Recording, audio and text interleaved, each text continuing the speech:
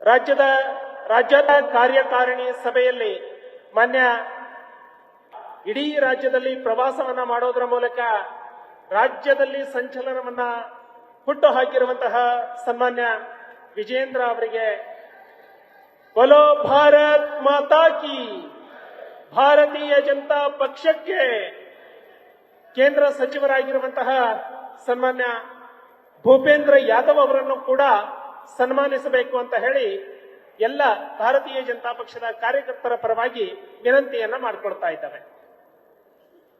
ಅದೇ ರೀತಿ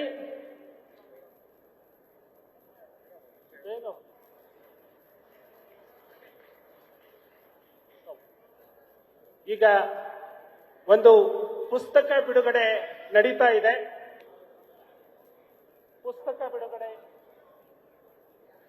ಪುಸ್ತಕ ತಗೊಳ್ಳಿ. ಪುಸ್ತಕ ಬಿಡುಗಡೆ. ಪುಸ್ತಕವನ್ನ ಬಿಡುಗಡೆ ಮಾಡಬೇಕು ಅಂತ ಹೇಳಿ ಸನ್ಮಾನ್ಯ ವಿಜಯೇಂದ್ರ ಅವರ ಮಾಡಿಕೊಳ್ತಾ ಇದ್ದಾವೆ.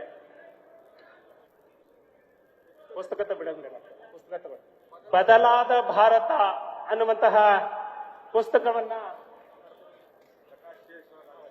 ಪ್ರಕಾಶ್ ಅವರು ಬರೆದಿರುವಂತಹ ಬದಲಾದ ಭಾರತ, ನರೇಂದ್ರ ಮೋದಿ ಅವರ ಸಾಧನೆಯ ಕುರಿತಾಗಿ ಬರೆದಿರುವಂತಹ ಈ ಪುಸ್ತಕ ಇಂದು ಬಿಡುಗಡೆ ಆಗ್ತಾ ಇದೆ.